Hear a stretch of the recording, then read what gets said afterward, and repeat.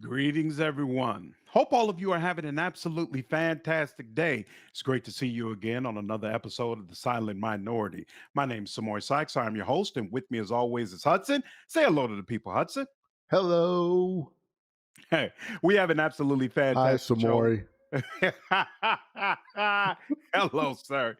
Hey, we have an absolutely fantastic show for you all today. So, we're going to kick things off with what's going on Black Twitter. And we specifically want to talk about Gabrielle Union, who says that she felt comfortable engaging in infidelity while married to her first husband because she was the one paying all of the bills. Wow, we're both married. Let's talk about how we feel about that.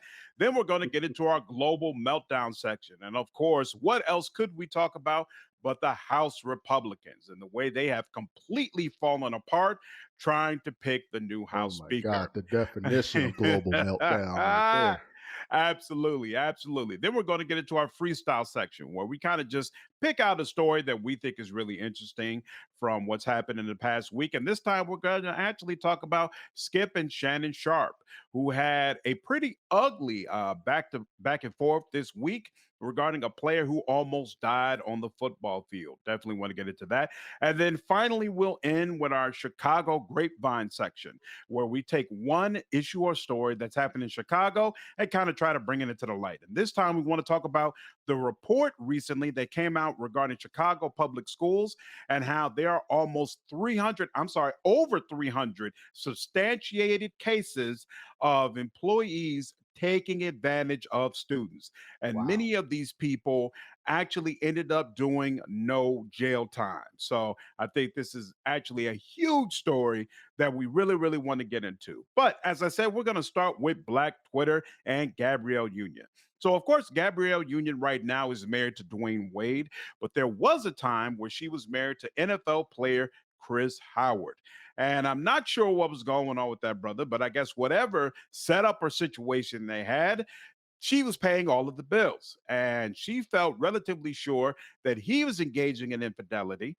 And it made her feel okay with engaging in infidelity. But then she added on top of that, I was paying all of the bills. And therefore, I felt comfortable doing this. Now, she did mention during those comments that she feels bad that she didn't feel more bad about it at the time. But it's obviously clear that while she was engaging in this behavior, she felt like, hey, I'm head boss, I'm in charge. Ain't no reason I shouldn't be able to do this. And I found it interesting because I think, in fact, I said this on Twitter, I think this is the perspective of a lot of men that they feel like, hey, I'm taking care of this woman. I'm taking care of the kids. I'm providing all the money.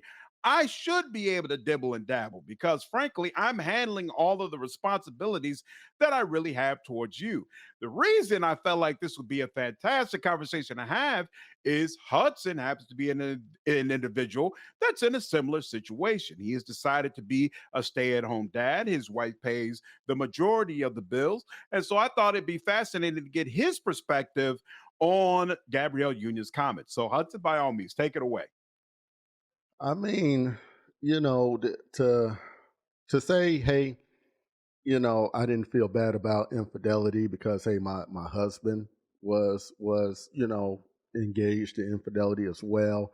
I mean, Hmm. I have no issue with that. I mean, Right. what's good for the goose is good for the gander. So, if you're doing it for that, hey, okay, do your thing. But because it sounds to me that they both just kind of were like, okay, I know you're doing it. I'm just not going to say anything. Right. So I'm just going to, you do what you do. I do what I do. Just try not to let me see it.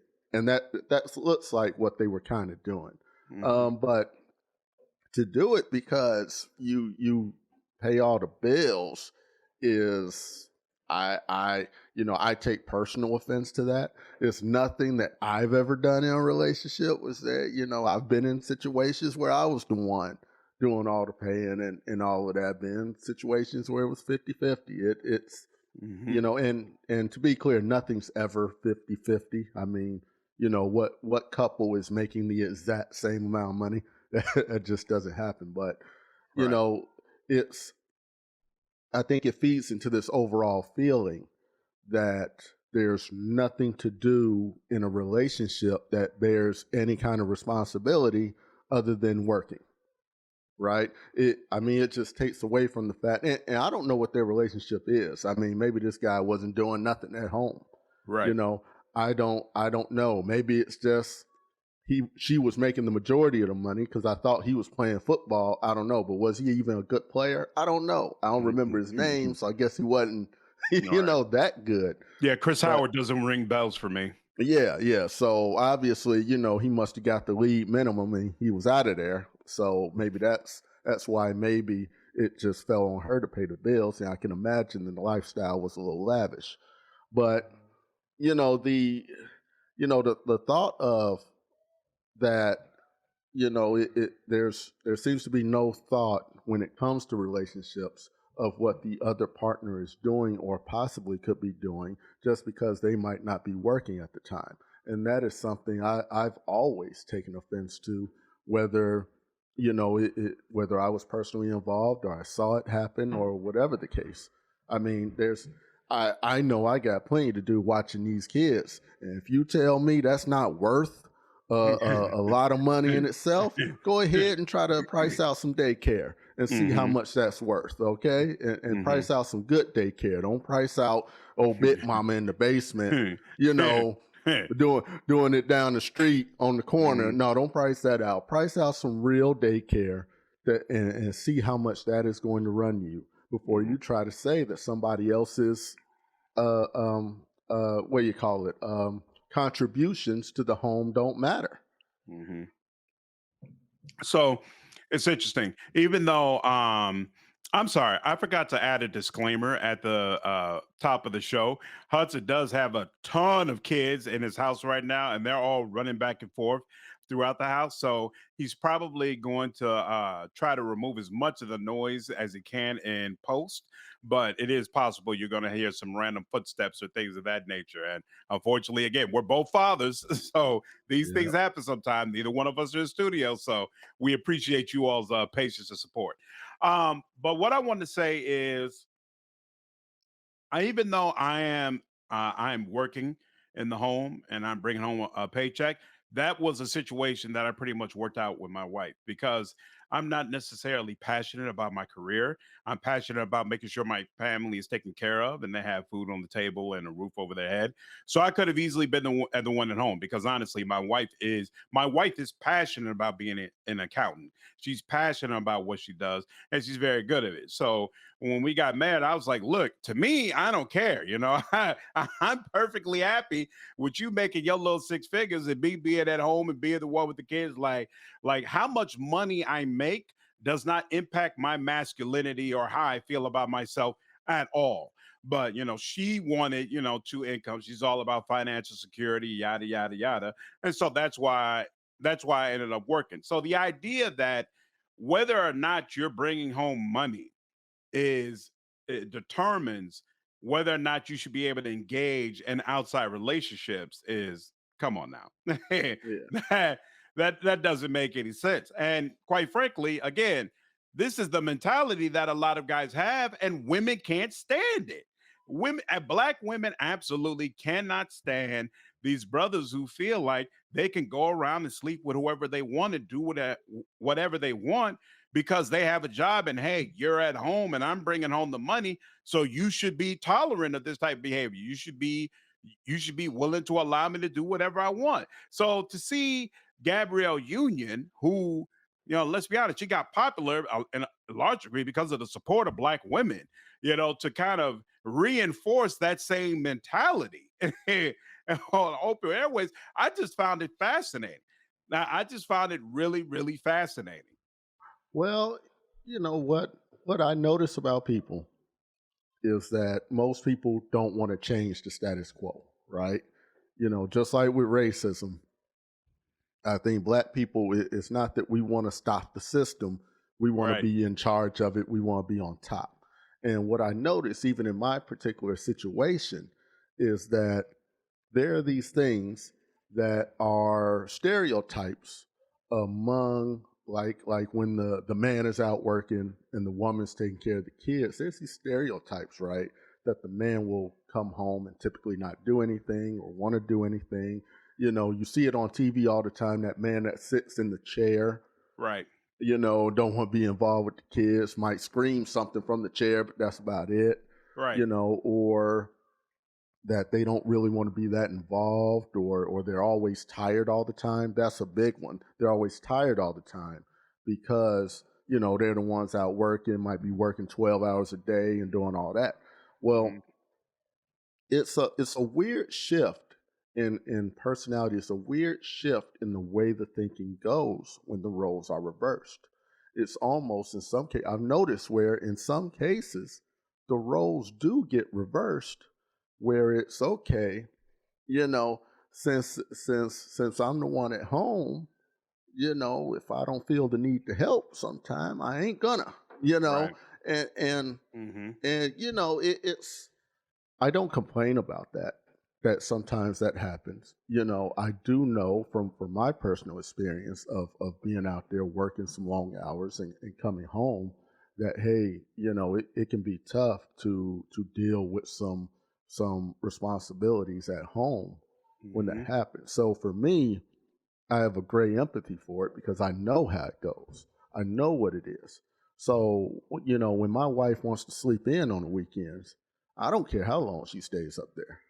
Mhm. I don't care. I go, I got the kids and we all good. I let her get her rest, because I remember when that shoe was on the other foot. Right. I remember it and I know it. I don't see it as, I'm a subservient husband Mhm. just because I do that. I never see it that way.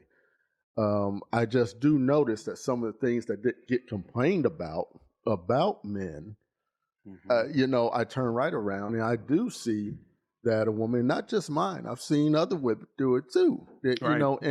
And and certain men, they call it a woman becoming more masculine, and that's how bad it's gotten that we attach these stereotypes and these way of thinking. It's just a way of thinking. It Mhm. has nothing to do with a man and with a woman. Remember, it was men who made the decision that, hey, we want to be the ones going out working every day. We made that decision as men. We took Mhm. charge and said, we want to work. You Mhm. stay with the kids. We made that decision. We decided since the kid come out your body, you stay your behind home with them and make sure they grow up. We'll go out and do all the working, right? Mhm. We made that choice, Mhm. right? So I don't think we can be upset when the roles are reversed and the mindset is reversed necessarily, except for we should not have ever had that mindset either, of that we can cheat just because we might be the ones bringing home doing all the financial responsibility, right? We should have never had that thought in our minds to begin with. But we can't be upset when the woman Mhm. is reversed and she has that, because we bred that. So what's hilarious to me as well is, so yeah, these roles are reversing, but I see a lot of women who just don't want to pay the cost to be the boss. Like you have these women with these six-figure salaries and these very, very successful careers, but the idea of the man not working, being at home while they're the ones going out working and then bringing home the bacon, it's appalling to a lot of them. They're like, oh no, no, no, no, my man, he has to work. Like there's still this part of them that wants to feel taken care of, and I feel like that's that's oftentimes the breakdown in a lot of these relationships where they talk about the high divorce rates, and especially in the black community, the difficulties in creating the family structure. In a lot of ways, some of this has flipped, right? A lot of black men are not making as much as black women. It's not nearly to the levels that are oftentimes reported. And black men are still making more than black women overall, which is, there's just not as much degree of separation as there is in other cultures. But there's just way too many successful black women who make the amount of money necessary to really hold up the household, who are still determined to say, well, no, we both should be working and you should really be paying for everything and you should be taking care of me and blah, blah, blah, blah, blah, et cetera, et cetera. Like even in my own situation, I love my wife, but I'm like, if you making X amount of money, why do I have to work? why Hmm. why can't I be at home? Like I'm not one of those dudes who's really passionate about spending 50 hours of my week every week going out and working for somebody else. I'd be perfectly fine Yeah. dedicating my life to my kids and my hobbies and my interests, et cetera, et cetera. And hey, you going out to work? Okay, baby. I'll have a cooked meal when you come back home. I wouldn't care less. But there's a partner of mine that's like, no, no, no, no, no. We both need to work. We both need to be bringing in an income, yada, yada, yada. So it's like you want to be the boss. You want to, be in this position. And I'm not talking about my wife and that step. I'm talking about these women in general because I see them. They're like, I make so much money and I don't understand why men can't be more accepting of that. And I'm like, well, are you playing your position properly? A lot of them aren't. If you making six figures and I'm only making $30,000 a year, why are you looking at me to be financially taking care of you? That doesn't make sense. It just doesn't You make know, sense. you know what I noticed, and this is probably as sexist as I'm ever going to get on this show. I don't consider myself to be a sexist dude, but this is where I think it's going to get the most. What I notice about a lot of women is that they cannot stand it when a man is just doing something on their own, Mm. right? They can't stand it. A woman seems to have a need to. They're like cops. They're like cops. If they interact with you any longer than 5 minutes, they have to be telling you what to do. Right? Mhm. It's just like a cop on the street. If they come in Mhm. contact with you, they got it. Don't matter the most menial order that they try to give you. I need you to step 1 foot over in this direction. Mhm. Mhm. That's exactly what I've noticed in every relationship I've ever been. I can't just sit somewhere for 5 minutes without my woman coming and telling me I need to be doing something, right?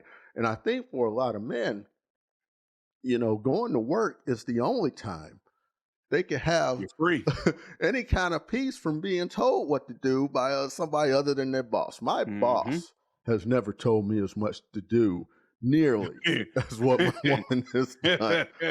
Not nearly. Okay. I could pretty much go all day at work without my boss telling me to do anything. Once I Mhm. learn the job, I barely ever hear from my boss. My boss Mhm. know I got it. My Mhm. woman, she don't know I got it. Right? Mhm. She has no thought in her mind that I got it. Which brings me to I think it's partially a tradition thing where it's because even what my woman was more worried about was I'm gonna feel a certain kind of way for not working. She pretty much supported me staying home, Mhm. because to be honest, with the way healthcare, not healthcare, but childcare goes, all the money you have to spend and things like that, depending on the crazy hours you might have to work or this or that, it Mhm. costs it costs one of our entire salaries just to pay for childcare Mhm. and to so it was like basically what happens is you would be going to work just to pay to be able to go to work, you Mhm. know, to eat while you're there and to put the kids in childcare. That's all your money would go to at that point, which sounded very silly to both of us. But she was more worried about me and if I would feel a need and feel a certain kind of way about not working. And I guess in that way we were both more progressive, right? But Mhm. but on the other hand, there's also I think a mistrust that men will do what needs to be done when it comes to taking care of the house, when it comes to Mhm. taking care of the kids. Now, here's the thing: I will never clean the house the way my wife wants the house cleaned. I just won't. It won't happen, right? Mhm. For one, I got a whole different system in how I approach it. You know, she don't have that same system, so my system sucks in her mind. You know, certain things, let's be honest, certain things are gonna, in my system, is gonna get cleaner than other things. But in her Mhm. system, other things are gonna get cleaner than certain things. Me and her have differences of opinions on how clean something or other should be. And Mhm. so we clash on that. So automatically, my way sucks, right? Um, Making sure the kids get everything they need for school, things like that. she's more thorough in a lot of instances, to me over thorough, but she's more thorough, Mhm, and mhm. my way sucks. Right. And that's just what it is. I think 100% agree. it's just a mistrust that we're going to handle it right. Whereas I don't have that same hang up. So when she does something and it goes wrong, which happens to all of us, I don't Mhm. sit there going, see, I knew you should have did it this way, or I knew you should have did it that way. If she says she's going to handle something, I'm not in her ear unless she asks my opinion. I'm not in her ear about how she should do it, because in my mind, it's dealer's choice. Right. If you the one Right. doing it, I Right. yeah, I'm not going to dictate how you do it. If you washing the Mhm. dishes, wash them how you wash them. As long as I get a dish and it's clean, I ain't got shit to say. I mean, Exactly. that's just what it Women do is. not hold that perspective. It's not enough that you do it. You've got to do it the exact way that I want it done. Yeah. And it's irritating. So it's funny you bring that up because one of like I guess things I decided to change this year.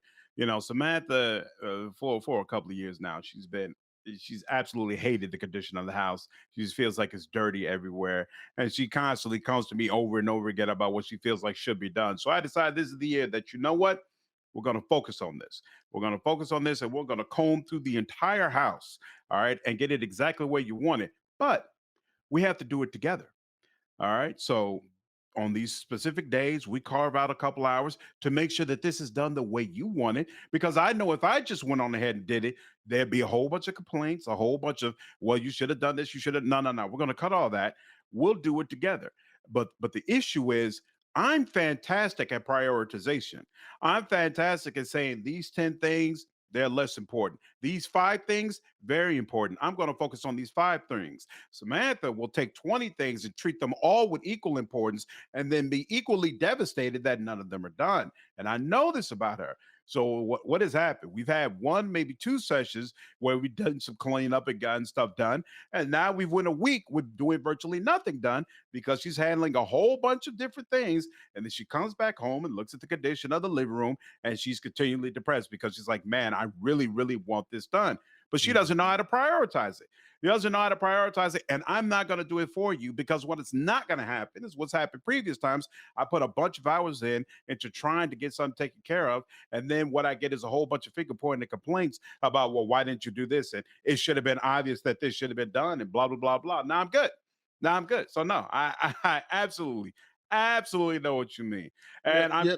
Well, where I've gotten to the point at with it Mm, is that what I'm gonna do is what I'm gonna do, mhm, and she's gonna complain either way, right? And what I've decided though, and what I figured out in my mind, I've never said this to her specifically, right? To my wife specifically, which now I'm sure she listens mhm. to the show, she's gonna hear it now. But what I've always kind of went to is that I'm gonna get it done, you know, I'm going to accept your complaints about it, Mhm. but I think overall she's gonna be happier that it's done. That's and, true. and I think the her happiness that she will not come into a living room that's in all disarray, even though she Mhm, might be upset that I threw something out she didn't want thrown out yet, or she might be upset that she can't find something right away that mhm, she thought should have went here. All those complaints turn into, okay, I know not to throw it away next time, something like that. Okay, I know where you want it now, let's put it there now. And I accept those, but I know also when I look at her and I see that she breathes a more sigh of relief when that part or when that specific thing is done. mhm. I know in my mind that she's happier that I went on ahead and did it, even if I didn't do it right at Mhm. all. She is Right. happier that I did it, and that at least the end result looks similar to Mhm. what she wants. I gotta say similar because they'll never look exactly the way she wanted. I remember the first time I cleaned windows. Oh boy, that was a big thing. You didn't get that part right there. This is a little space Right. right there. Like, Right. okay, yeah, no problem. I'm gonna move on to this. But I just come to accept it. But I think when you overall look at, I can't imagine that Gabrielle Union and this guy Howard. Yeah. I can't imagine even came down to those types of things with them, right? I Right. mean, I can't imagine because I I guess if Howard did not have a good football career, and I guess I should have looked more into that before we had this conversation, right? Mm. You know, does he get depressed and he's just kind of sitting around, loafing around off of the money he did make in NFL and it's not doing anything at the moment? And she's like, what's going on? I'm gonna just go out and do my thing, Hmm. or was he like, I'm depressed, I'm gonna go and get all these hotties and try to get myself out this depression. She like whatever, Hmm. I don't know. But we all see what the end result was, and now she's with Dwayne Wade, right? But Hmm. my overall thing is that if you cheat for that reason, you will just cheat. I don't believe that I believe she'll find some other reason with Dwayne Wade to cheat. I just don't. If she wants to cheat, I don't think it was who it was. I don't think the reason mattered as much. I think she's just in that mode, right? Hmm. And so, I think infidelity, it sounds like to me, is going to happen with her and maybe has with Dwayne Wade already. I don't know. But I just don't, when I hear these kind of excuses and things like that, it doesn't sound to me that it's really a valid excuse. Well, it's an excuse. It's just not Hmm. valid. It's just what she chose at this point. I'm going to use that for my infidelity. And I'm sure he had some other insane excuses that he had for his infidelity. So I don't buy into it really. So it looks like he was with the Denver Broncos in 1998, and then he was with the Jacksonville Jaguars from 1998 to 2000. Oh wait, on the Denver Broncos, he was an all-season and/or practice squad member only. So basically, he had a 2-year career with the Jacksonville Jaguars. His overall career statistics: 41 rushes, 123 yards, and 1 touchdown. So yeah, he Okay. he Yeah. didn't make no serious money while he was over in there. Yeah. So yeah, he kind of washed out of the league She and thought he was going to go far, you and know, that turned out not to be the case. you know, but yeah, overall, it just sounds to me that she's she's a she's probably that way. You Hmm. know, if she finds the excuse, if she wants to do it, she's gonna find whatever excuse she can find, and she's gonna run with it. No need to throw the brother under the bus, sister. Just be you. Just be like, yo, I'm that kind of Exactly. chick. Like, Yeah. yo, No, we but married. you can see in the way that her and Dwayne Wade raises the kids, right? They're like it's whatever. Be who you want to be. Mm-hmm. That's how they are with the kids. So you're right. Right, If that's who she is, she should be right, that. right.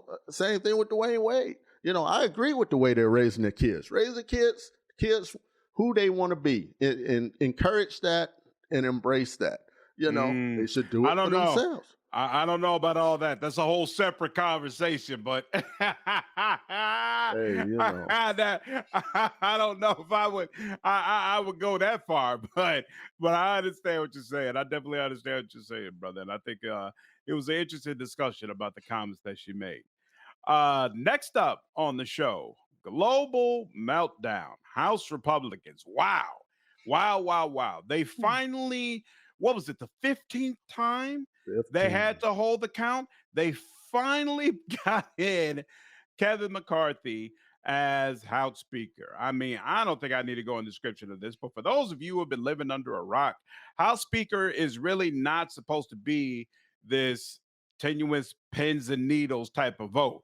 Basically, it's something that's preordained. The party already knows who their leader is going to be, and everybody just falls in line so they can get about the real business and fight the real battles that are supposed to happen over the next 2 years. Well, there's a group of people in the Republican Party in the House of Representatives who decided that this was the time and place to make a stand, who basically felt like Kevin McCarthy, he does not stand for what this current form of conservatives and Republicans are supposed to be about, that he was not going to stand on the issues that they really were important to them.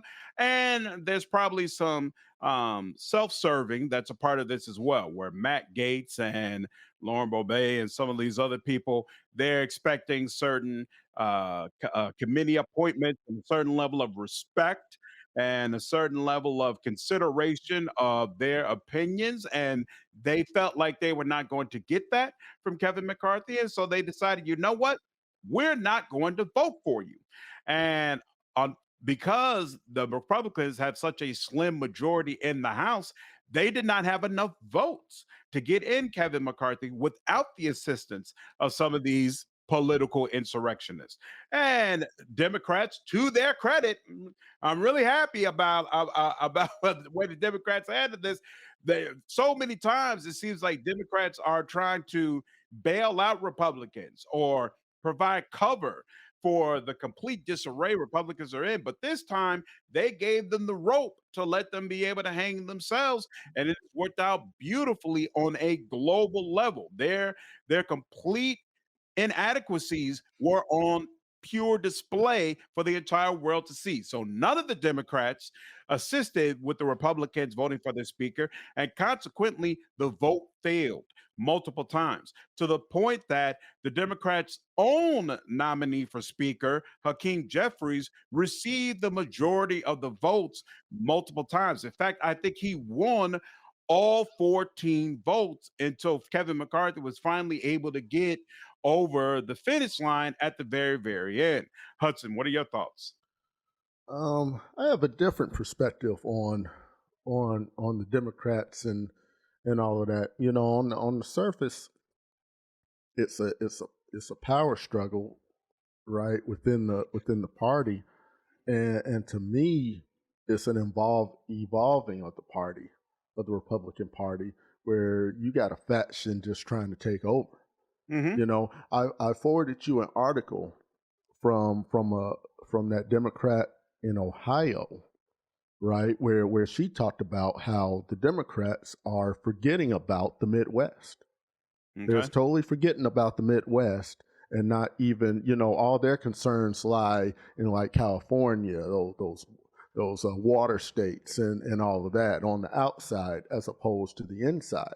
And this is where a lot of the Republicans are gaining steam, on the inside, and Okay. working themselves out. So what I see in my mind is a group of extreme Republicans who said, we want more power within the party, we want more power within Congress, period, Hmm.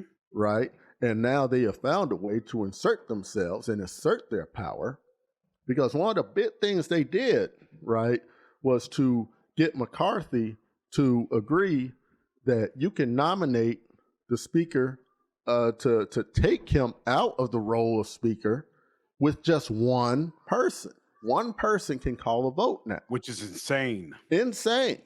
Hmm. You know, that is the definition of extremism right there, is what they just brought. Not two, not five, not one. One disgruntled congressman can come Yeah. up and say, hey, you know, we think we need a new speaker, let's call a vote. So You know, basically, if Matt Gaetz doesn't like anything that's going on, hey, you're up out of there. You better right. do everything I tell you to. Yeah, And I with agree. each vote, no matter how solid you think you are, even if you win every one of those votes, you know, it's like when you do I make lots of comparisons to the police. You know, it's like when you as a citizen file a complaint on a police officer. These keep piling up, Hmm. you know, complaint after complaint, and that's essentially what each vote would be, a complaint against the Hmm. speaker, piling up, piling up, piling up. And Hmm. so for me, you know, I think this is leading us down the road of more extreme Republicans trying to take over. And because of this, they have garnered more power within the system, right? Hmm. You know, heck, you even had Trump calling in, trying to negotiate getting more power for these extremist Republicans or whatever to try to ease this thing through, right? Yep. So when I sit and I hear, you know, I hear this as this is something Democrats like Bernie Sanders, like AOC, like when we want this universal health care, when we want these certain things, it sounds like these so-called extreme Democrats should have got together and said, because let's be real, they had 20 votes at one point Right. against McCarthy, right? Hmm. There ain't never, it's been a long time since it's been that much of a difference between Republicans and Democrats, where 20 votes It's wouldn't going have to swayed make it. or break it. Yep. Right. So for them to garner that many votes, right? And we went through this wave when all these protests were going on, where we were trying to get more again, radical Democrats into office because of all these protests, because all these things we wanted, like all this equal. And Democrats tried so hard to close ranks Mm-hmm. and keep themselves less radical, right? Mm-hmm. So to me, this is a point where I don't think Democrats wanted this at all. And to me, as a Democrat, I'm thinking maybe we should do this, vote for McCarthy, and let's end that power that the radical Republicans have. And I get it. You don't want to look like you're doing anything on the Republican side. You don't want to look like that. But on the other hand, you just let the radical Republicans just kind of bully McCarthy into whatever. We don't know how much McCarthy ended up giving up to make Mm-hmm. this thing work, Mm-hmm. especially in that last 5 minutes when Gates finally came down and said, all right, you got my vote. Yep. What the hell did he offer him then? And I'd be scared of that. I would So be absolutely scared of that. I'm not scared of it at all because the fact of the matter is the Republican Party is ruled by money, and money requires order. They require structure. They need things to be in an ordered and structured way for the money to keep flowing. Money does not want Matt Gaetz in charge. And what money has been able to do since he's been in office, since Lauren has been in office, since all of these cycles have been in office, is to be able to say, well, there are still these people in place that are going to keep some of that structure that we require so that the money will continue to flow. And what we have just witnessed on TV is showing and clear HD for the entire country is that the inmates are running the asylum. There is no order. There is no structure. There is nothing of what has previously been there that is actually in power and in control. And Kevin McCarthy got in the situation that he's in right now because he spent years basically trying to work with these people, trying to help them, trying to show that he was one of them, trying to show that, hey, guys, we can all get this together. Like you're treating McCarthy like he's really on the outside. And now these extremists have kind of just taken over, when in reality, he basically tried to present himself as one of the fellas. And hey, y'all should all get behind me because really I'm one of him. I'm one of you. So it's not like if he has just been able to easily get into the speakership, we can say, oh, yeah, there's really an adult in charge. So to me, battle lines have been drawn. If you are conservative and you're in the and you side with the Republican Party and you want an orderly, functioning Republican Party that can continue to deliver tax breaks and everything that the rich needs in order to keep that money flowing the direction they want it to be flowing, this absolutely terrifies you, disgusts you, and the money, I feel like, is going to start speaking up and saying some of these people cannot be in power anymore. Some of these people cannot be in control anymore. And I absolutely do not believe that this is a situation where progressives should have stood up, bonded together, and tried to use their vote to stand against the extremists. All you would have done is put another extremist in power. There is a case to be made that when Nancy Pelosi's vote for speakership was up, there are a lot of people who felt like progressives then should have used their power to push for Medicare for all. That was the force the vote movement, where Mm-hmm. basically they felt like all progressives should be banding together, stand against Nancy Pelosi, and force Medicare for all. I don't understand the dynamics of that time and place and that decision to make a case about whether or not they should have done it then. It's very possible that maybe they should have. I definitely don't believe they should have done it now. There's no win. There's no win. You're already not going to have a lot of public support because there's just a whole bunch of people who don't believe in doing anything for the poor. But if you do it in a way that pretty clearly hands some measure of power to Republicans, you're going to destroy any chance of positive public sentiment. And you need at least some in order to be able to do this properly. This was not the time to band together and display your power. And there will be plenty of opportunities over these next 2 years to do exactly that and push for progressive policies that are actually going to help people without essentially defeating yourself. If I felt like that they were going to push for those progressive policies, great. I just feel like it's nothing from them Mhm. over the past year. So this doesn't seem like any strategic move to me, other than Mhm. just a doing nothing again. So for me, it's. I mean, if they, yes, they could take advantage of this situation again. They absolutely could. They're Mhm. not. They're not. And I I just don't disagree. see it where the constant infighting between them Mhm. is going to help us in any way. I disagree. And the reason why I disagree is that um, I think the general overriding sentiment is that Biden is not going to run again for president and that Mhm. somebody for the Democratic Party is going to have to step up. I also think the overriding sentiment in the Democratic Party is that Kamala Harris is not a competent politician and that Mhm. she's had a series of of self of her own mistakes, unforced errors, where she's basically harmed herself politically without anybody else having to put her in that position or do it for her. And so, therefore, who is going to be the next person to basically stand at the head of the ship is wide open.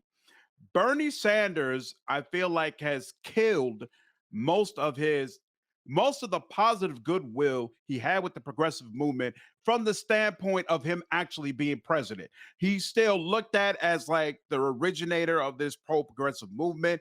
Everyone appreciates what he's done, blah, blah, blah, blah, blah. But as far as him being able to run for president and garner the type of support necessary to put him in that role, I think that's dead. I think there's nobody who really believes in him like that anymore. So the obvious clear successor to that legacy is AOC. Big problem. What has AOC done to prove that she can actually be president? What has AOC done to prove that she can actually get anything done? I'm a progressive. I wanted Bernie Sanders to win. I've supported Bernie Sanders all that time. I see AOC as a person who believes in a lot of the same things that Bernie Sanders does. I see no reason to vote for AOC for president whatsoever. So my thinking is that she's going to spend this next year and a half, 2 years, whatever, doing everything in our power with whatever resources she has to prove I'm someone who's going to get things done.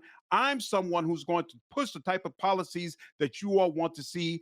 I'm the person that you all should trust. She can't really just coast her way to the presidency and then make a bunch of speeches and get on in. Nobody really believes that she's capable of doing anything. And so that's what makes me feel like she's going to be reaching out to the squad.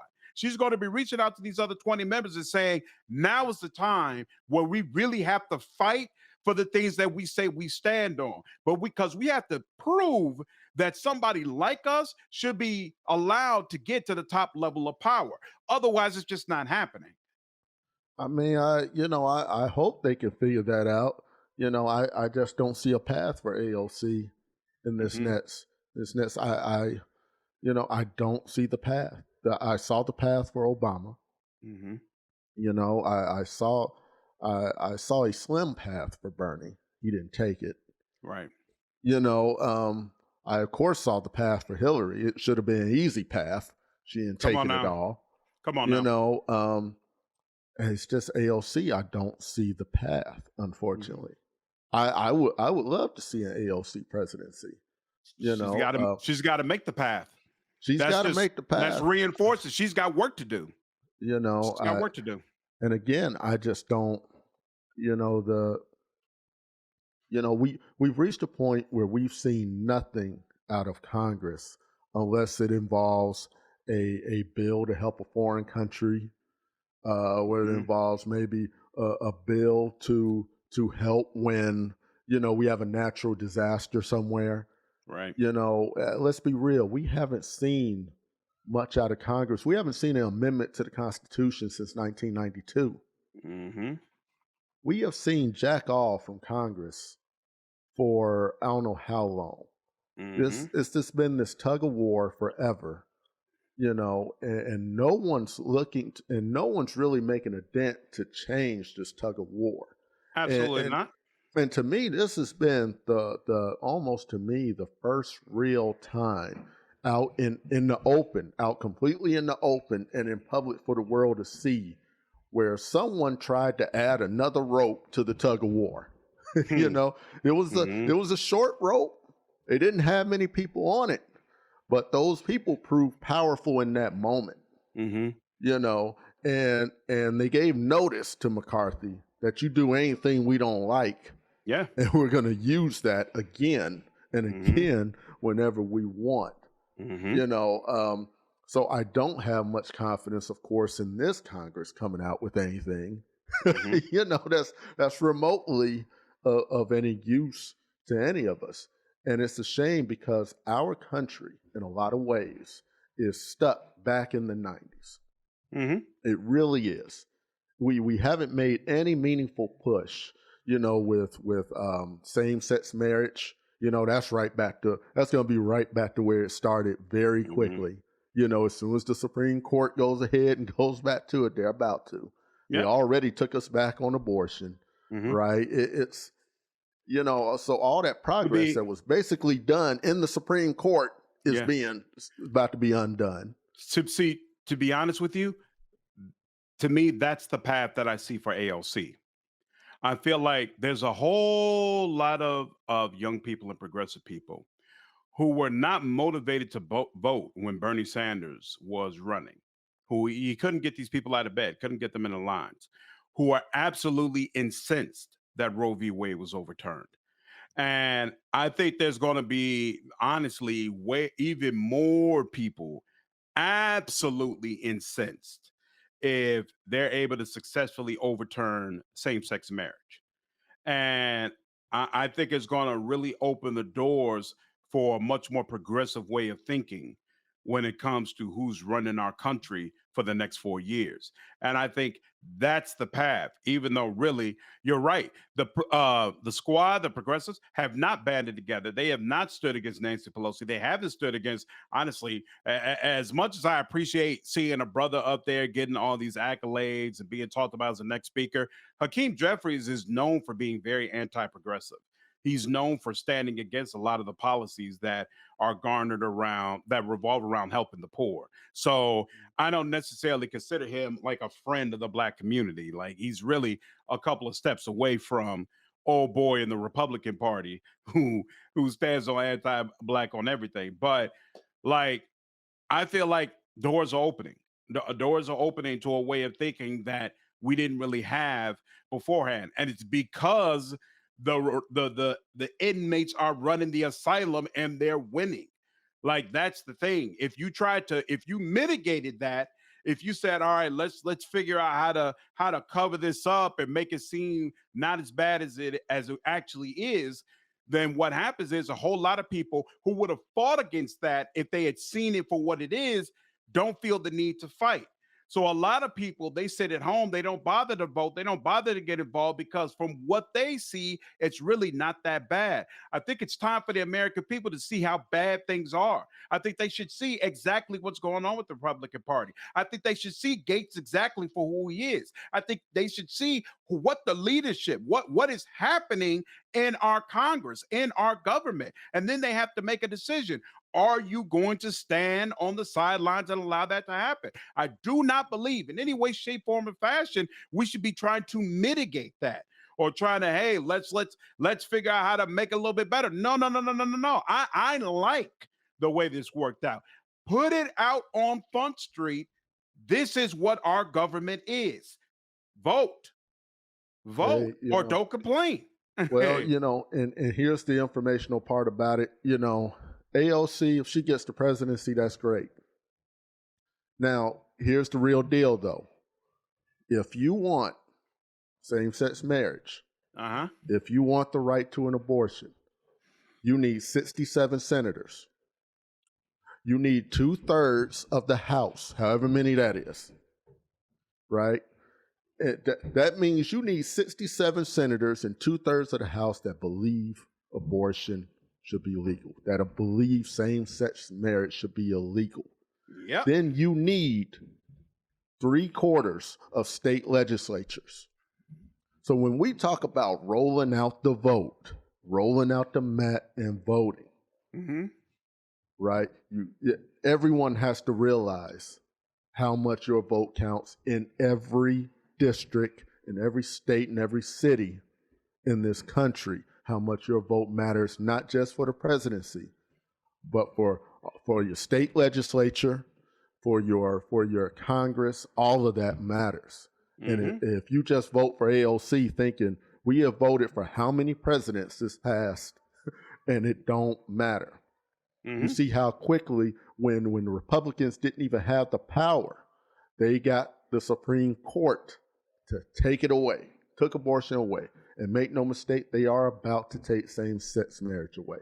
They are about to do that, That's right? what I like about the progressive ring, that they focus a lot on local politicians, but these people don't use their power. You got 20 Yeah. of them now. They're all pretending that they're helpless. So, you can try to tell people that they have to vote more, but at the end of the day, these folks have to show, okay, because I have you in office, something's going to actually happen for that. That's going to help everybody. It's not you helping your little district. Y'all are actually going to band together and try to make national policy a reality. Yeah. And we're talking about changing the Constitution, because the Mhm. Supreme Court just said it's unconstitutional.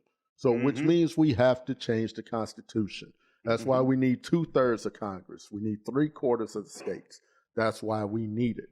Mhm. So, changing the Constitution is huge, because there's only been one time that an amendment has been overturned. It's only Mhm. been once, right? The amendments, they go in, you need the same amount of support to take an amendment away as you Yep. do to how do you think we're going to get an amendment when it's 50% Republicans, 49% Democrats? We're not going to get an amendment ever passed. And it shows 1992 was the last amendment. It Mhm. shows over 30 years we have not changed that Constitution. Yeah. Absolutely. Absolutely. Absolutely, man. All right. Moving on to the next topic on the day.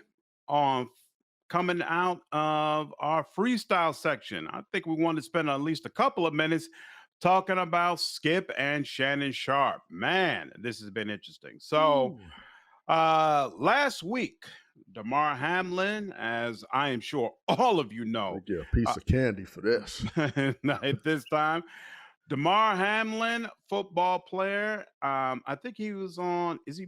Does he play for the Bills? Yep, I think. he's for the Yeah. Okay. Bills. Plays for the Bills. Brother's heart gave out while he was on the field. Terrifying. Terrifying. Something that I don't care how hard a hit you've seen. I don't care how long you've been watching football. You've never seen anything like what this brother went through. And I felt like I had to watch that video and see what actually happened. But I absolutely agree with the crowds of people saying those videos should be pulled down, and that his family should not have to relive that over and over again. But that brother's heart gave out. He fell down, and I believe they had to resuscitate him twice while he was on the field. Never seen that many football players crying all together. I've seen them huddled in prayer. I see them all distraught.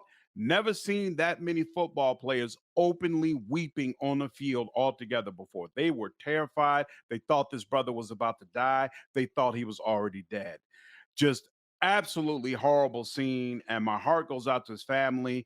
From the reports that are coming out right now, it seems like he is going to recover. He's already speaking. Of course, he doesn't have full movement yet, but the brother seems like he's on the mend. So I don't know what hospital he's at, but kudos to the medical staff there and whoever was involved in trying to keep that brother alive. It's definitely deeply appreciated.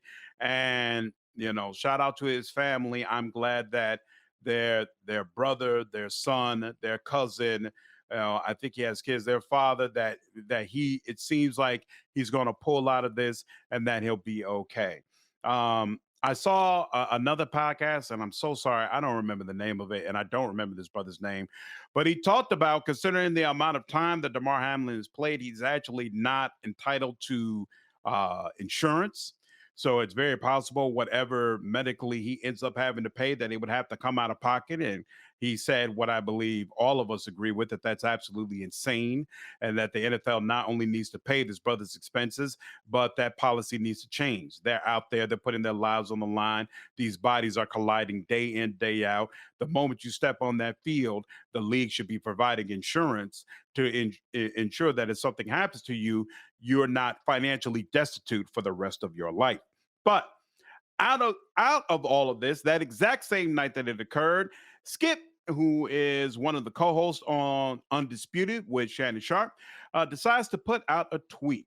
And I don't have the exact verbiage in front of me, but basically he starts the tweet saying, this is very, very important game. It definitely seems like the NFL should find a way to continue playing it, despite what happens. But then he adds, like, towards the end, what's happening to this man is terrible. So this game now, it seems so irrelevant. People completely ignored the second part of that tweet, the part where he said, it's irrelevant. What's happening to this young man is more important. And they absolutely paid attention to that first part, where he basically said that the NFL should continue with the game.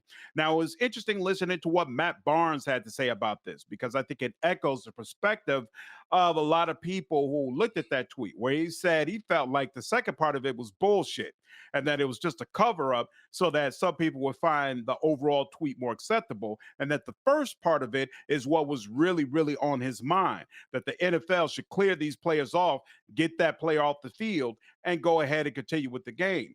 And obviously, a lot of people were incensed. Like, I'm used to, regular everyday Joe Schmoes coming at Skip, because a lot of people just hate Skip because he says a lot of crazy off the wall things to keep them entertained and keep the ratings high. But this time it wasn't just random folks. You had NFL players, you had broadcasters, the previous vice president of Fox tweeted an expletive laden tirade at him, calling him a piece of shit, and saying, I'm disgusted that I'm part of building up the network that pays your bills. Insane, insane.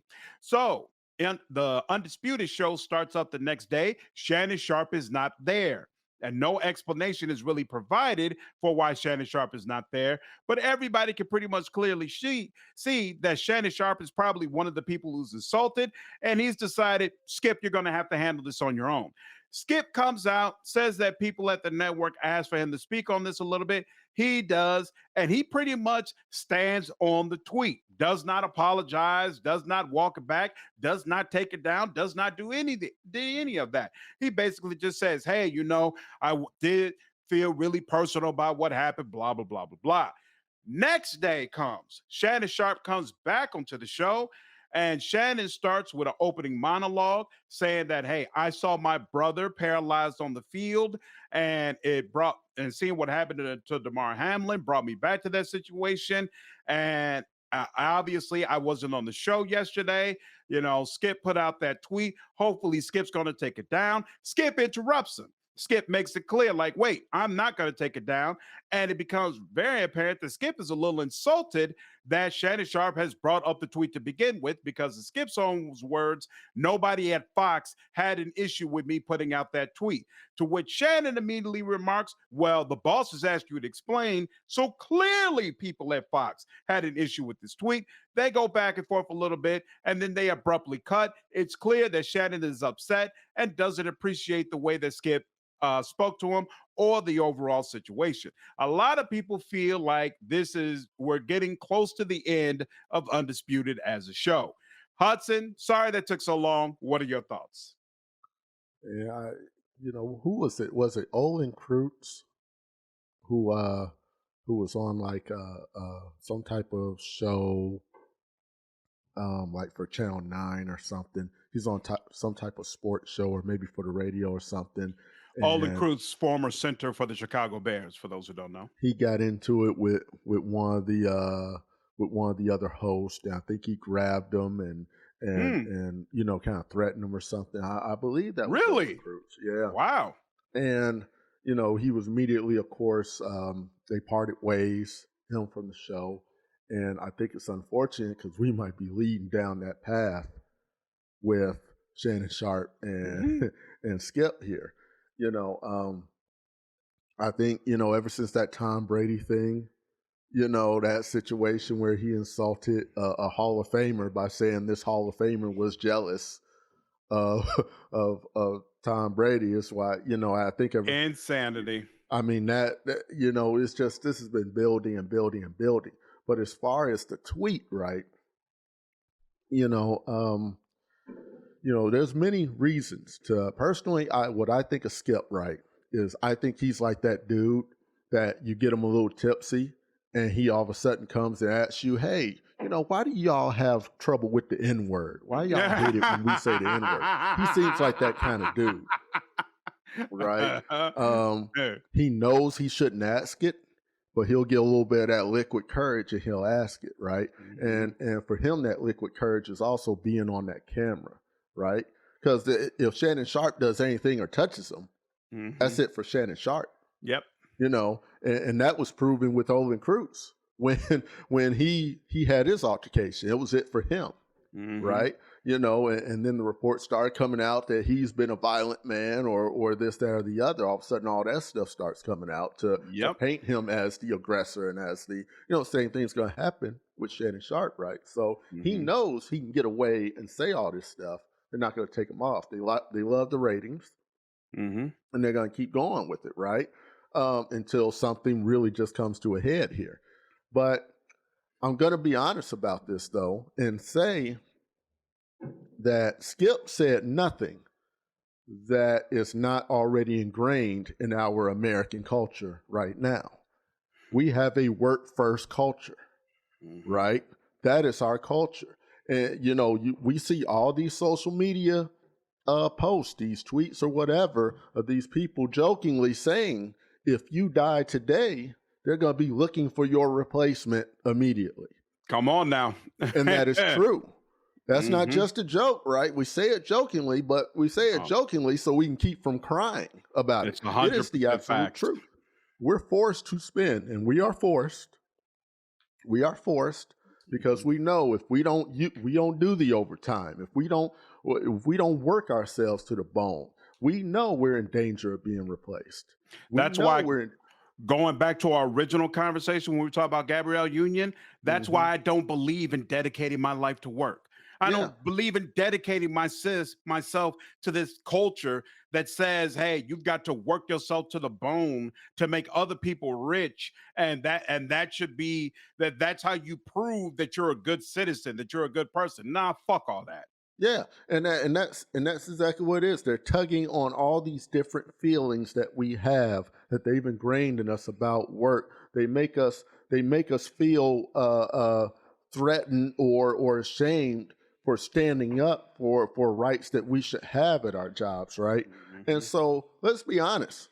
How long do we think it was before one of those defensive backs that sits on the end of the bench said to himself, I'm going to get some playing time in the playoffs?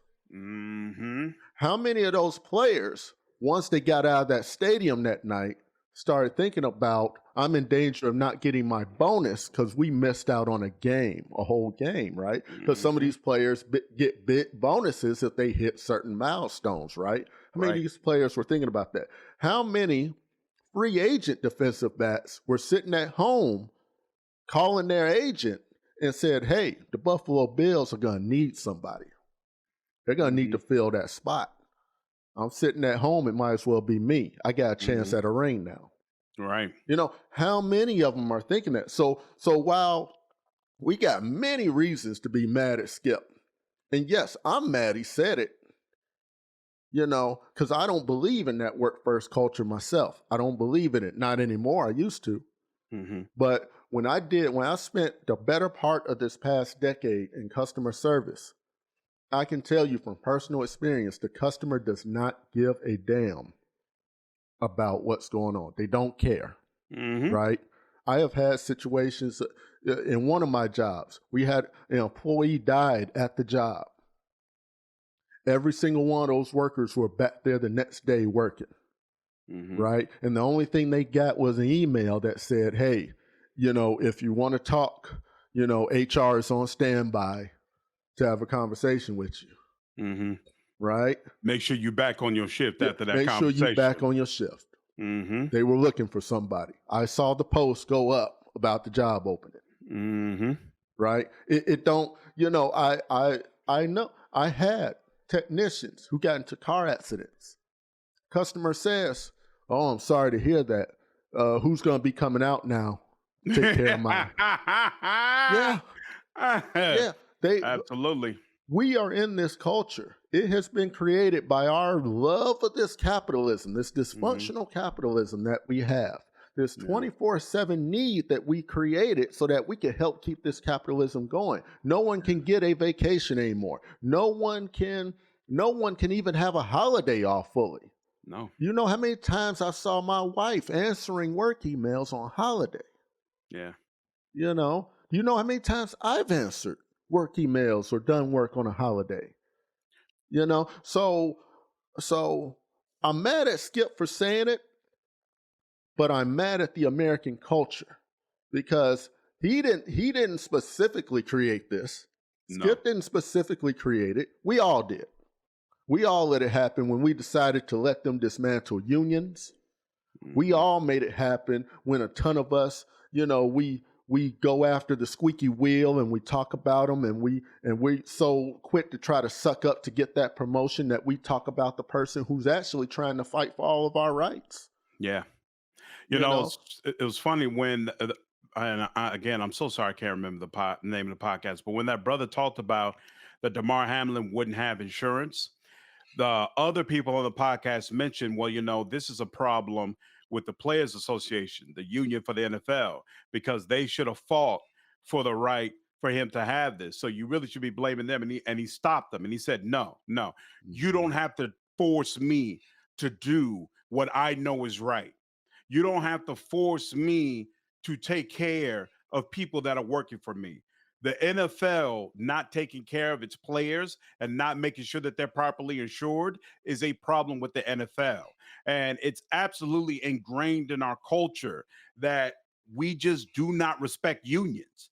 We do not respect the idea of people coming together and fighting for worker rights. And honestly, a lot of times we put entrepreneurs, business owners, big time corporations, we put them on a pedestal and basically say, no matter what they do, no matter what impact it has on the people, no matter what impact it has on the country, hey, it's just business. And if it's business, that means it's automatically good. Like, honestly, some of this is bringing me back to what's the name of the sixth, the big one who's a comedian who ended up going back and forth with like Oprah and Lee Daniels and all of them. What's her Monique? Is that her name? Oh, Monique. Yeah. When she was going back and forth with Charlemagne the God because she said Netflix was purposefully underpaying her, was basically not giving her the money that she felt like she was due for a special,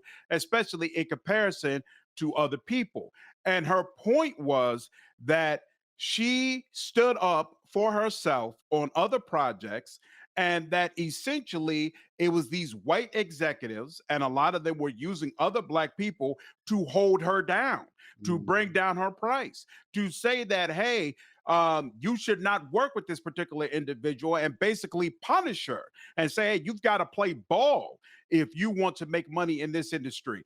And she communicated this on the Breakfast Club, and Charlemagne the God's response was, well, Netflix is just doing good business. Like they know that your price has come down to this level, so that's what they're going to pay you. Like, to me, this is just smart business. I don't understand why you're complaining. And I'm looking at that like, bro, like she just told you that white supremacists are essentially trying to hold her down. And your answer is, well, it's good business, so you should just roll with it. No, that's not how it works. But I absolutely agree with you. That is the culture of our country, that it's all about work, that the business owner and the people who have money, they reign supreme, and that you should just adapt to whatever they do, because whatever they do is just good business. It's just good Yeah. business, y'all. So, go ahead and accept Yeah, it. And it's and let's be sad. It's yeah, sad. and let's be clear. Who the folk who, because I think I remember seeing that interview. They weren't sitting at the table during negotiations between the players' union and NFL. No. They don't know how hard the players' unions had to fight. So you're gonna make this assumption that since they don't have these specific safeguards in place, that they obviously didn't fight for it or they didn't fight hard enough for it. That's ridiculous. Unless you were Crazy. there, which you Mhm. probably weren't, you don't know what they fought for. And secondly, unless you think that the players union is corrupt, because that's another stereotype that people do have about unions. They think all unions are corrupt, right? Mhm. Unless you really think that they are corrupt, well, if that's the case, you, you, you, if they're not corrupt, then you're basically doing victim blaming. Is what Mhm. you're doing. That's victim Mhm. blaming, because the Mhm. players union is made up of the players who are the Mhm. victim of this. Yeah. And I'm gonna say one more thing on this, right? All the fans who have ever tweeted, sent a Facebook post out, or Instagram complaining and talking about how the NFL isn't the same. Mhm. They coddle these quarterbacks, right? Or they, I think even Kevin Hart did a little comedy skit with some of the guys from, was it CBS, or I can't remember which ones, where I think one of the guys picked him up as the quarterback, laid him down, put a blanket over him, put a pillow under him. That's how you got to Absolutely. sack the quarterback, right? Absolutely. We've sat here. I've seen a lot of games where I watched Justin Fields take some hell of a hits Mhm.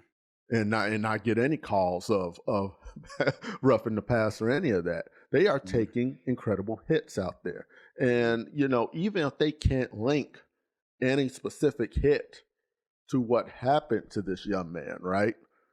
He's been playing probably pee wee football. He's been probably playing football since what, 5, 6 years old.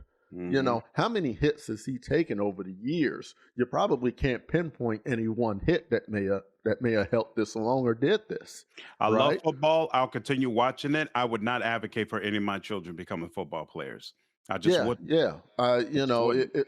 It's crazy. So it's very offensive to even mention that the players union didn't fight hard. We don't know what they fought, but how Yeah. hard they fought.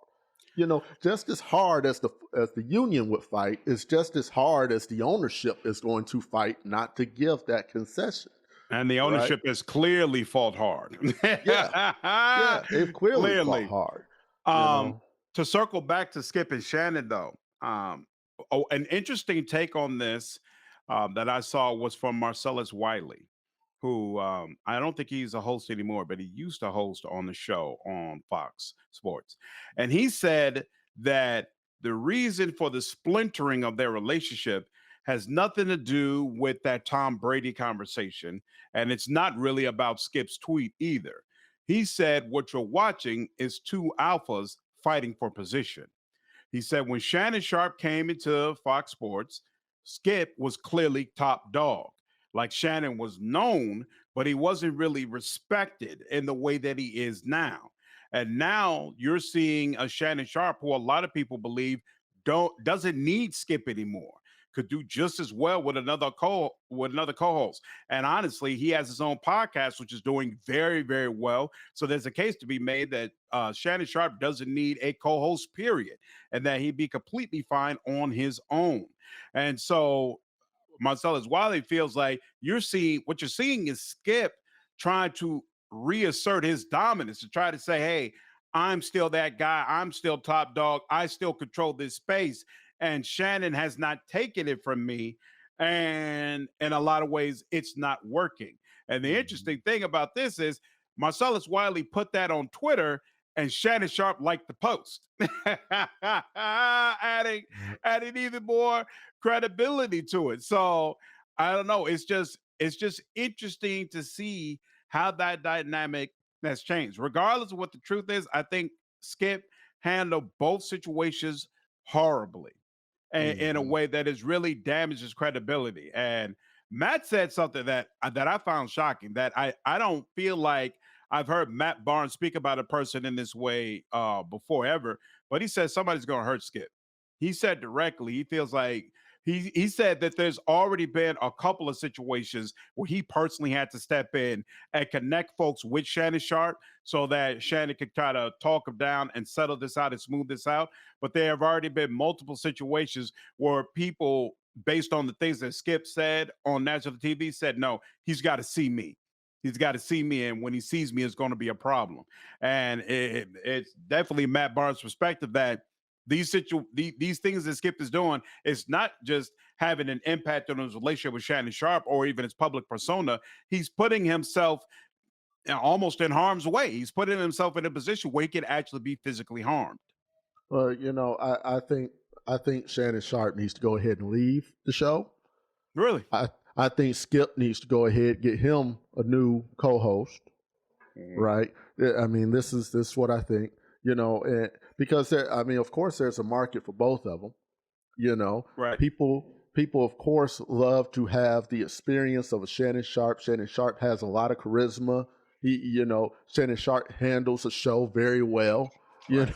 So you love to see him on there, Hall of Hmm. Famer. So he's got the street cred to know what he's talking about. There's a Right. place for him out there in the media, of course. Right. And people tend to like their armchair quarterbacks who Hmm. has no specific experience, weren't never good at anything really, Right. probably in Right. sports, Mhm. but they could definitely talk a good game about what someone else should do. There is a wide range of there's a lot for that. So, Absolutely.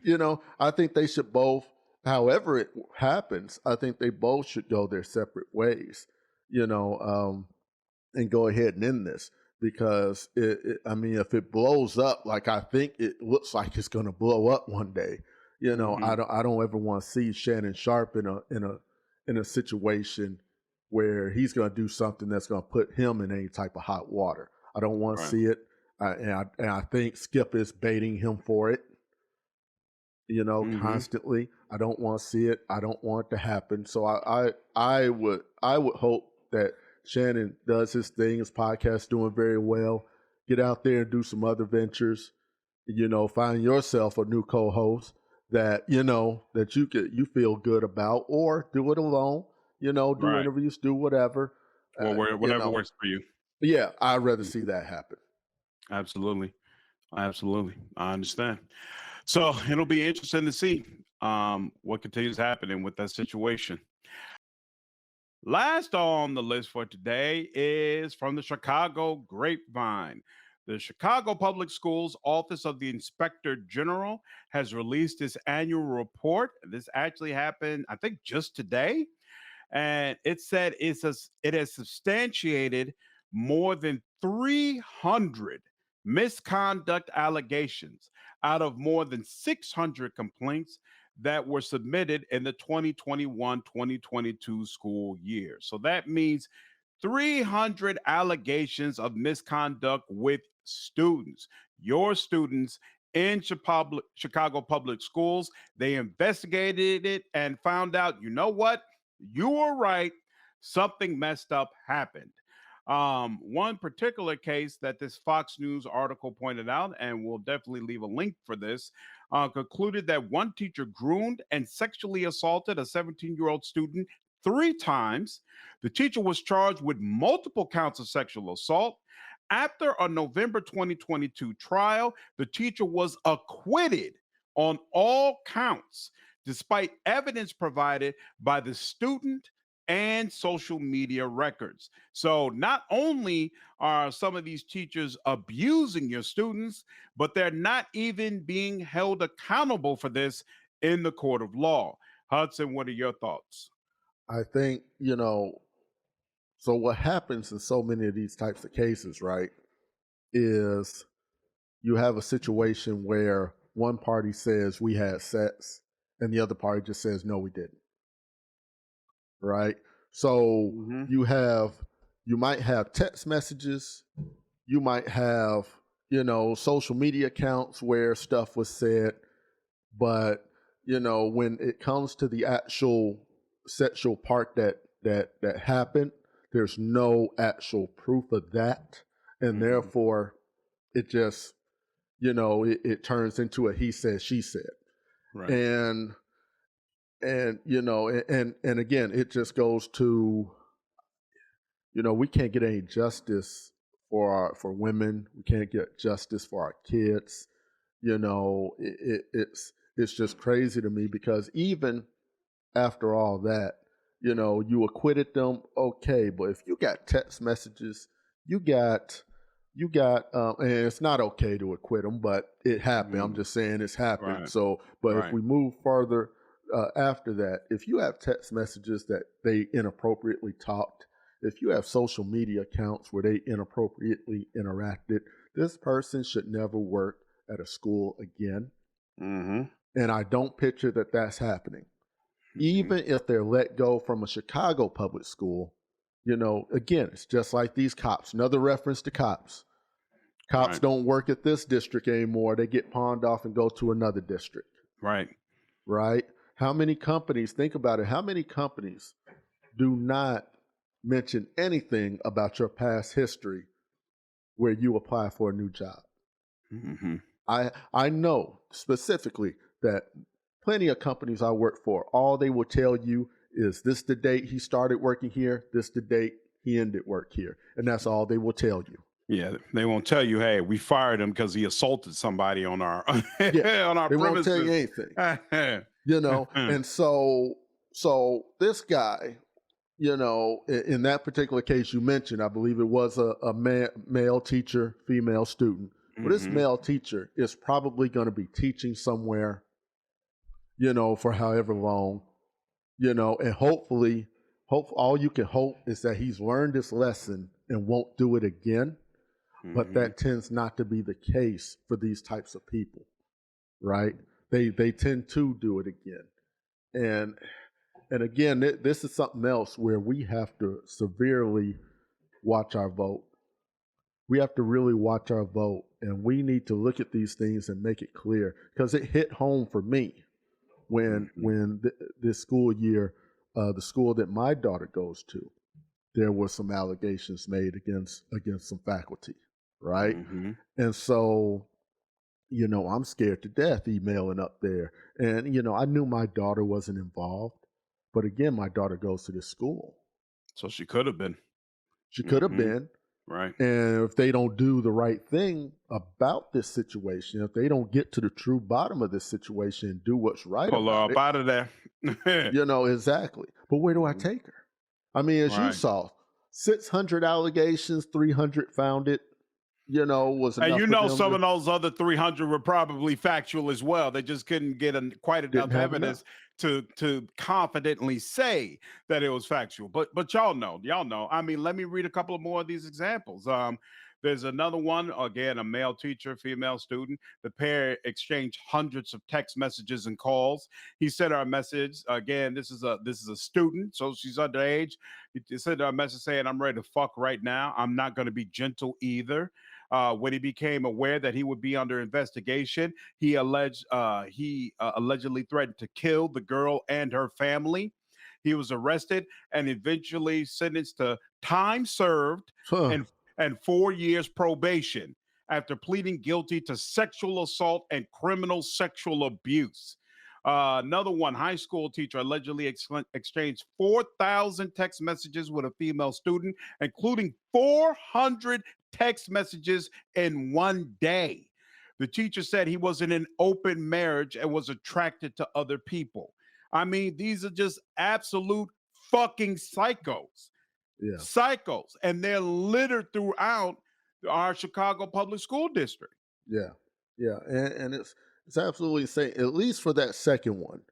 The stuff that he pled guilty to, at least I believe that means he won't be able to go near a school again, not legally at least. Hopefully. He won't be able to work at a school again. So at least I can take some solace in that. But imagine, what kind of trauma are these kids going through, right? and for some they were having traumatic experiences that may have led them to this path in the first place, right? Because I believe when I read that article, it read like it was consensual between the two parties. Let me make it clear: There's no sex such with an thing. underage person, there's no such thing as consent. No, An underage person cannot legally consent. no. It's not. So I almost hate the way this article was even framed, Hmm. right? It is framed as though, these were two people who made an agreement to have relations, with the text back and forth, with this, that, or the other. No, a kid cannot consent. They just Hmm. can't. And then when you have it being a school administrator or teacher or whatever, you know, doing this to a student, Hmm. well, that's harass. That's like harassment in the workplace. You hold the power over this student now, Hmm. right? Because you are a faculty there, right? So it's just insane to me the way this stuff gets reported out from the media when we should be really just kind of putting out there like you Picking know up pitchforks. yeah.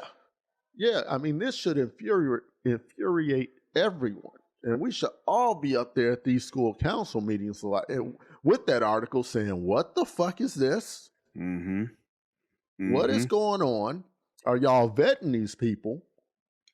What is happening here? And what are we doing to make sure this type of thing isn't going on?" Because with 400 messages in one day, right? That's probably happening while they're both at school at that moment in time, right? I mean, Absolutely. you know, eh, I don't know. I don't know how you can monitor it, but I don't believe in any privacy for my kid while they own my phone. So Right. I know I'm gonna be watching text messages. I'm gonna be watching what's going on with my kid and my phone if she get one. Hmm. Hmm. You know, Hmm. um, I'm gonna know that password, and every so often I'm gonna pick up that phone and be like, "All right, what you doing? yeah. Hey, hey, what's I going on?" I almost But question just and to the credit of the parents involved in this, let's be honest. All the time, it's the parents who catch them. It's not like these school administrators are the one catching it. All the times, it's the parents who are coming to the administrators like, "Hey, I found out my daughter was doing this. I found this on my daughter's phone. Yeah, what the fuck is going on up at your school?" hmm well, and here's the we got all these body cams and dash footage for the police, Hmm. right? You know, and I don't want to live in a state where everything's getting watched, or at least to feel that way. But let's be honest, everything's being watched.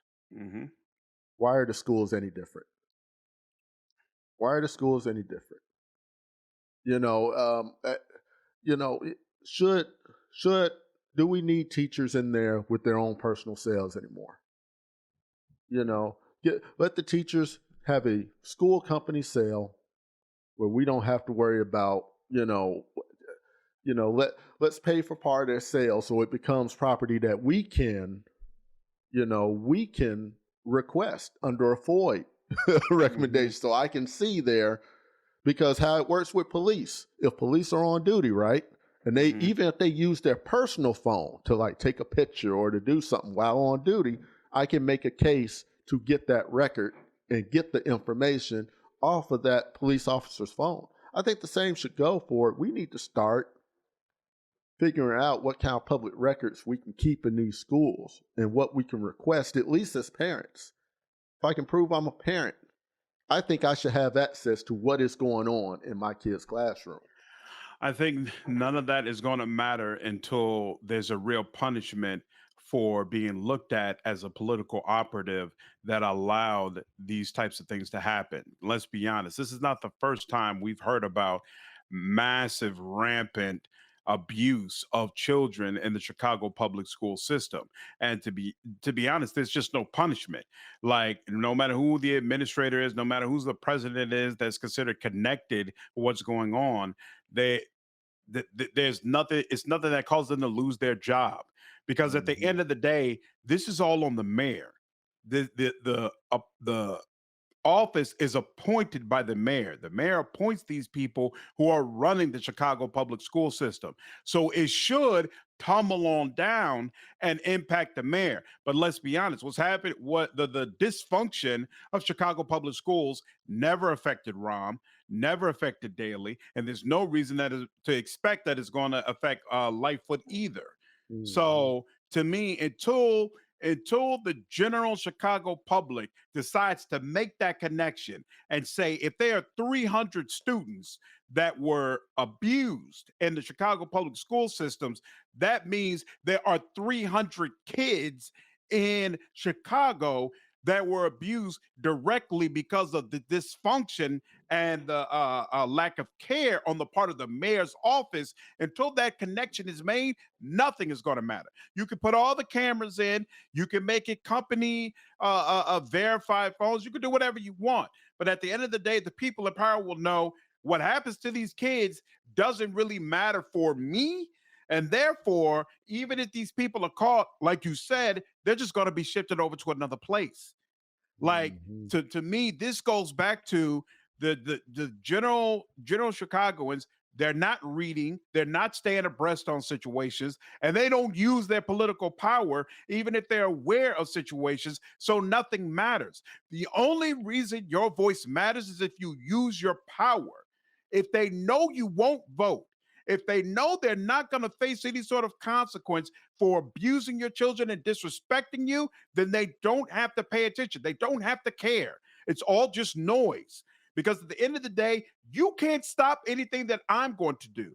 But if I know that if I abuse 300 of your children, that you all will then turn around and band together and stop anything that I'm trying to do and get in the way of my investors' goals and stop me from being able to continue whatever political position I have, then it becomes an issue.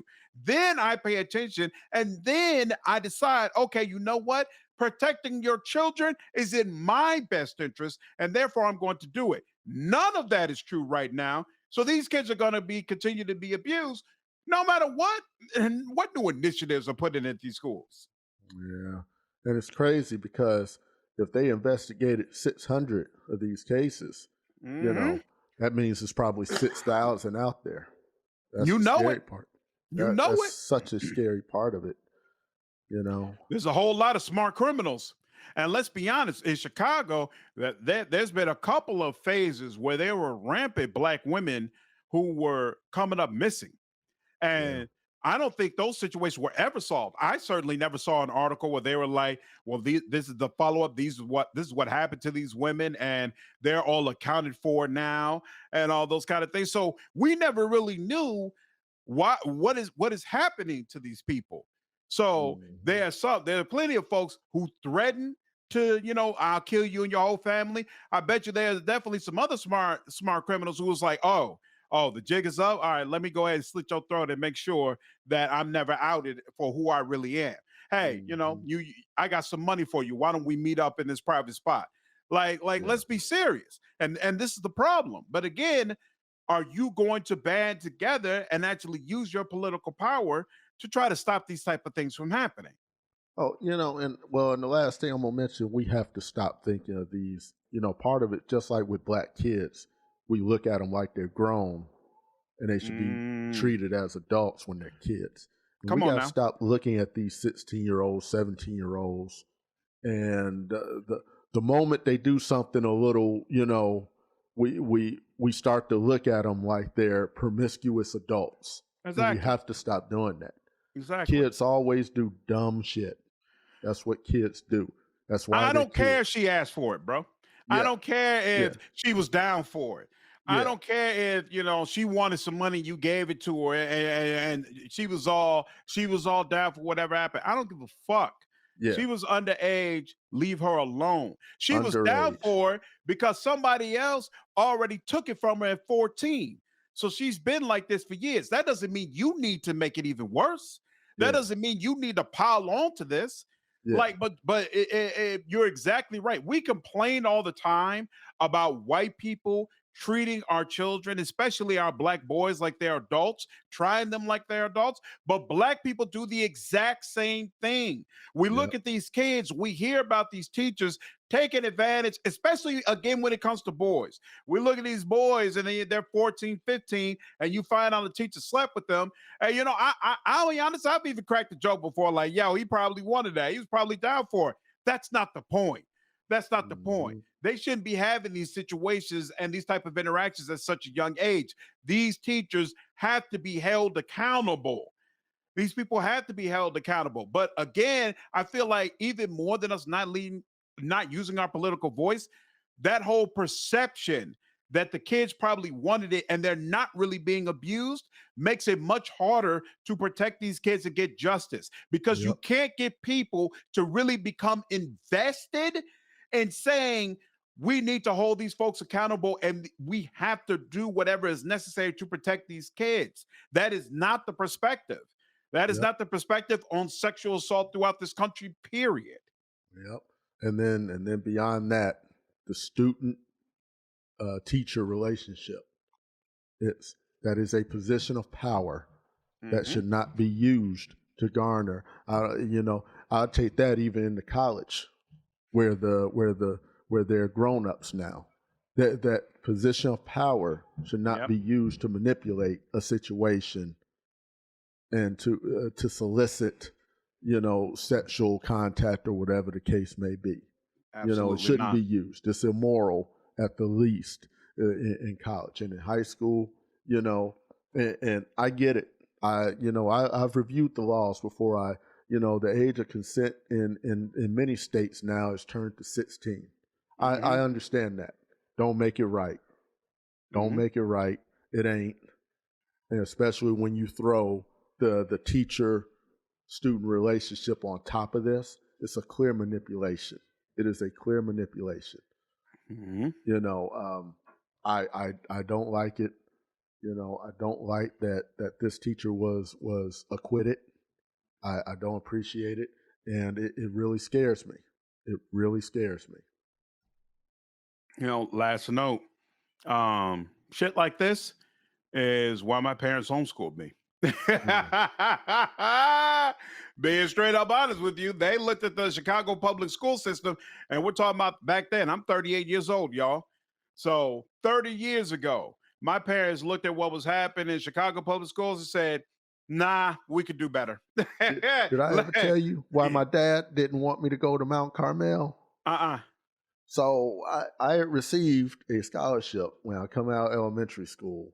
I was offered a scholarship to go to Mount Carmel High School, Hmm. right? As you know, at the time, I think they've been flirting with changing to a boy and girl Hmm. thing at Mount Carmel, but at the time they were an all boys school, Right. right? And and so one of the things my dad told me was that I don't know, you know, one of them teachers up there try to hem you up in that office, and you probably ain't gonna come back and tell me. You ain't gonna tell me so I can put a stop to it. I sit there like, excuse me, Hmm. you know. That's And I hilarious. thought to myself, all hilarity aside, in that, I thought to myself, would I have been too embarrassed to say something to my dad? Probably. We're talking about a 14-year-old kid at the time. Would Hmm. I have been too embarrassed to look my dad in the eye and tell him that happened to me? Hmm. And how many kids go through that train of thought, right? Hmm. Like I said, 600 cases they looked at, right? It's probably 6,000. How many didn't have the courage, the wherewithal, the confidence to step forward and say this happened to me, Come on now. right? Come on We now. got to protect our children. Yeah. Yeah. Absolutely. I 100% agree. 100% agree. So, I mean, I think this is a story that everybody who's living in Chicago should continue to watch and play a part. I don't have any kids in the Chicago public school system. I absolutely still want to play a part in holding these folks accountable and getting more accountability in this overall process. So that is the show for today. Hope all of you enjoyed it. Hope you all learned something and hope you all are motivated to get involved and try to make this city, for those of you in Chicago, better for all of us. As always, appreciate you all listening. I'm your host, Maury. With you is Hudson, and we will Yeah, see you yeah. all in the next episode. Take care. Peace out.